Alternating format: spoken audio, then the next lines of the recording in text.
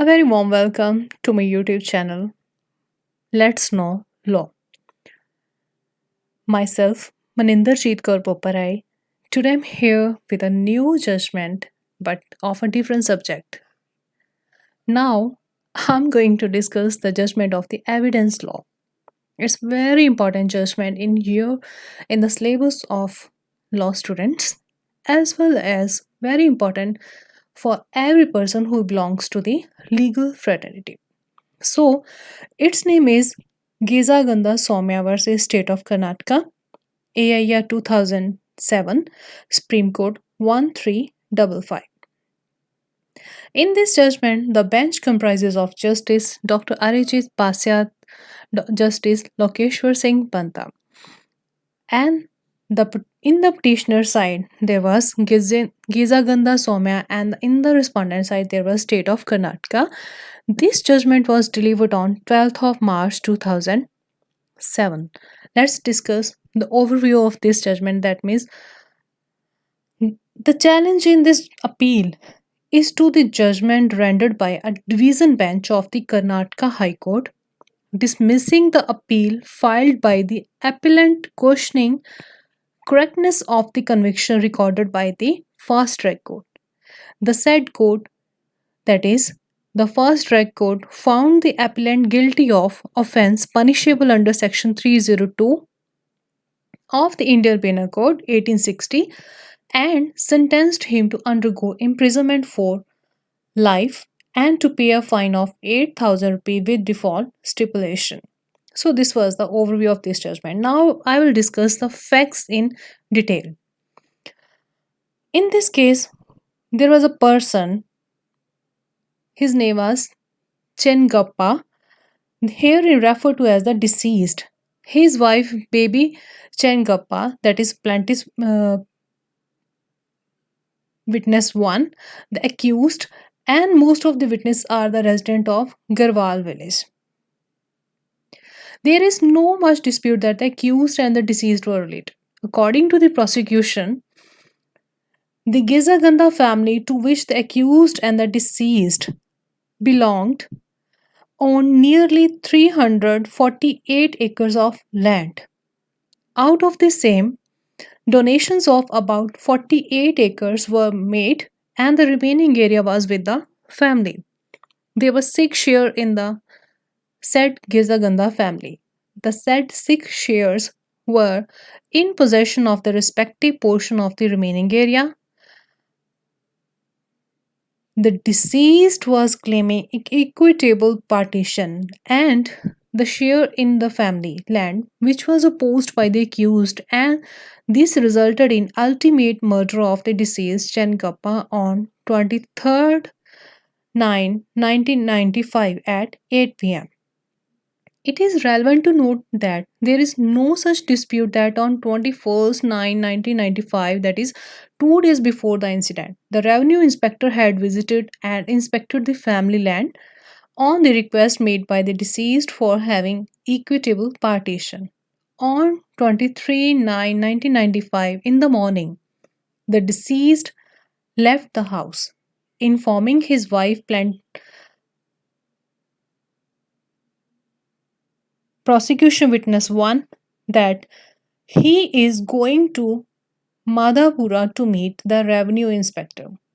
At that time, he was wearing one HMT watch, a gold ring with inscription GDC, a gold chain, and a sum of rupees 2500. He informed his wife that he may return in the evening, and if he doesn't, he will come back on the next day morning. Since the deceased did not come back even in the morning of 24 9 1995, wife went to the coffee land to attend the work and on the way on Thakeri Garwal Road saw the dead body of her husband lying on the side of the road with injuries on his person. On seeing it, she went back to the house and informed the incident to her children, and all the family members came back to the place. By then, the police who had received incomplete information also arrived at the spot And after recording the statements of the wife and treating the same as first information report, registered a case for the offense punishable under section 302 of IPC, read with sections 34 IPC, against the two accused person, including the appellant, that is accused number 1, and investigation was taken up. After registration of the case, the mandatory procedures like proceedings were conducted, statements of witnesses were recorded, and search for the accused was carried out. On the same day, that is on 24/9/1995, accused number 1 voluntarily appeared before the investigating officer and surrendered. He was taken into custody and interrogated, and from his voluntary statement was recorded. On the basis of the voluntary statement, gold chain, ring belonging to the deceased and the weapon alleged to have been used in the crime in question were discovered from the house of the accused number 1. Those were seized along with the blood-stained clothes, which were subjected to forensic science examination. On receipt of all the reports, including FSL, autopsy, serologist, and on the completion of the investigation, charge sheet was filed against the accused persons for the offense punishable under section 302 read with section 34 of the IPC. In order to establish its accusations, the prosecution examined total 16 witnesses. The accused persons pleaded innocence and stated that because of enmity they have been falsely implicated. The trial court, on consideration of the evidence on record, found the appellant guilty. However, the co-accused was given the benefit of doubt and order of acquittal was recorded. Now, the entire case of the prosecution revolves around the evidence, which is circumstantial in nature, as there was no eyewitnesses to the actual assault. The circumstances relied upon by the prosecution are, first of all, motive, secondly, last seen together, third, that discovery or recovery of the golden ornaments by the deceased, and the murder weapon seized from the house of the accused number 1 along with the blood-stained clothes of the accused number 1, and fourthly, absence of any explanation by the accused number 1. Now, the High Court found that the circumstances were conclusive to prove guilt of the accused and therefore confirmed the conviction and the sentence dismissed by the appeal. Now, in support of the appeal, learned counsel for the appellant submitted that in the Supreme Court submitted that the factual scenario as projected by the prosecution doesn't establish the guilt of the accused, and the circumstances highlighted by the prosecution to establish its case doesn't present a complete chain of circumstances to warrant any inference of guilty. So this was the submission by the counsel side of the appellant. The learned counsel for the respondent, on the other hand, supported the judgment of the High Court, affirming that the judgment of the trial court. Now, we will say what are the facts in issue of this case. The facts in issue in this case are whether the circumstances highlighted by the prosecution to establish its case does present a complete chain of circumstances to warrant any inference of guilty of the accused.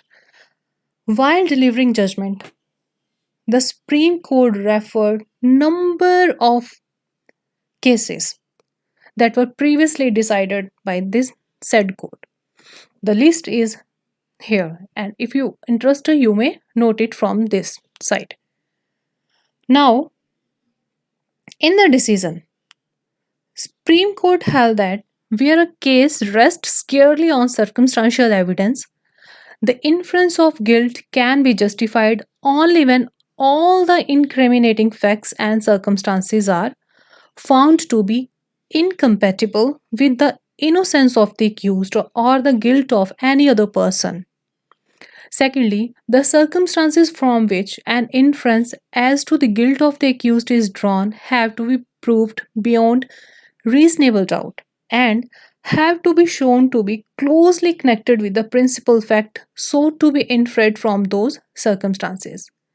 Further, it held that where the case depends upon the conclusion drawn from circumstances, the cumulative effect of the circumstances must be such as to negative the innocence of the accused and bring home the offences beyond any reasonable doubt.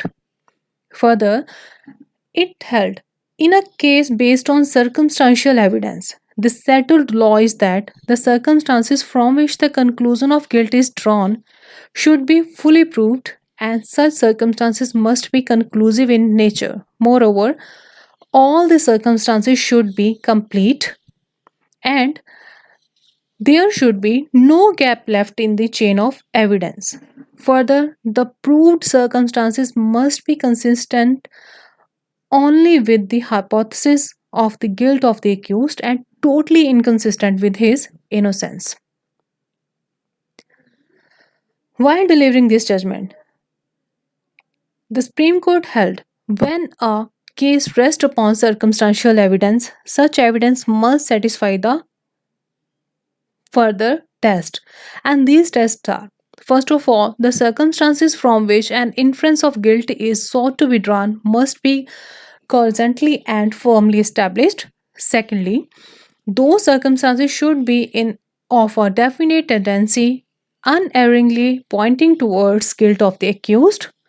Thirdly, the circumstances taken cumulatively should form a chain so complete that there is no escape from the conclusion that within all human probability the crime was committed by the accused and none else. And lastly, the circumstantial evidence in order to sustain conviction must be complete and incapable of explanation of any other hypothesis than that of guilty of the accused, and such evidence should not only be consistent with the guilt of the accused but should be inconsistent with his innocence. It further held that great care must be taken in evaluating circumstantial evidence, and if the evidence relied on is reasonably capable of two inferences, the one in favor of the accused must be accepted. Further, it was also pointed that the circumstances relied upon must be found to have been fully established, and the cumulative effect of all the facts so established must be consistent only with the hypothesis of the guilt. It held where the evidence is of a circumstantial nature, the circumstances from which the conclusion of guilt is to be drawn should be in the first instance be fully established, and all the facts so established should be consistent only with the hypothesis of the guilt of the accused. Again, the circumstances should be of a conclusive nature and tendency, and they should be such as to exclude every hypothesis but the one proposed to be proved. In other words, there must be a chain of evidence so far complete as not to leave any reasonable ground for a conclusion consistent with the innocence of the accused, and it must be such as to show that within all human probability the act must have been done by the accused. Interestingly, Supreme Court has referred a book in this case, and its name was Will's Circumstantial Evidence, Chapter 6. It was written by Sir Alfred Wills, in which rules were mentioned which needs to be observed in the case of circumstantial evidence. So, these rules are first of all, the facts alleged to as the basis of any legal inference must be clearly proved and beyond reasonable doubt connected with the factum probandum. Secondly, the burden of proof is always on the party who asserts the existence of any fact which infers legal accountability. Thirdly, in all cases, whether of direct or circumstantial evidence, the best evidence must be adduced which the nature of the case admits.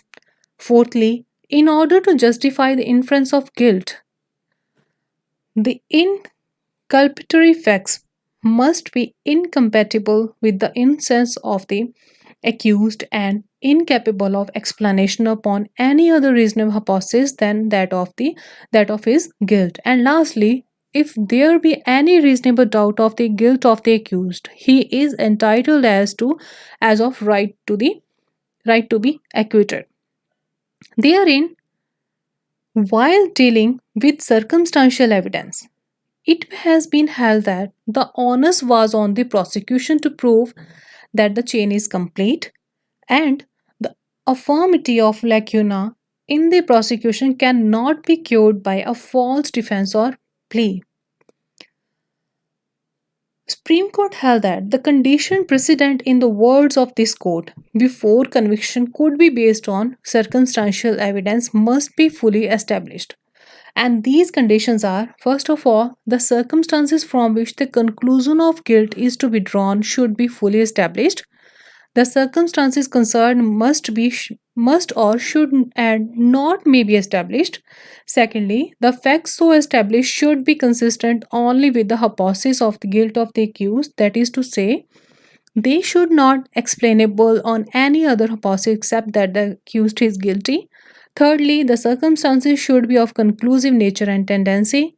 Fourthly, they should exclude every possible hypothesis except the one to be proved. And lastly, there must be a chain of evidence so complete as not to leave any reasonable ground for the conclusion consistent with the innocence of the accused, and must show that, in all human probability, the act must have been done by the accused.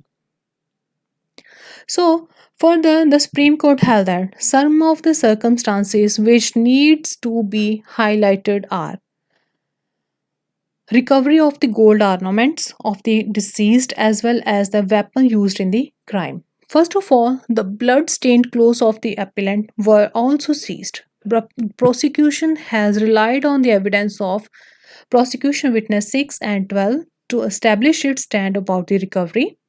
Secondly, prosecution witness 6, the goldsmith who was called for testing and weighing gold ornaments, he admitted that he accompanied police officer for recovery of the ornaments from the accused but resiled from certain parts of the statement made during investigation.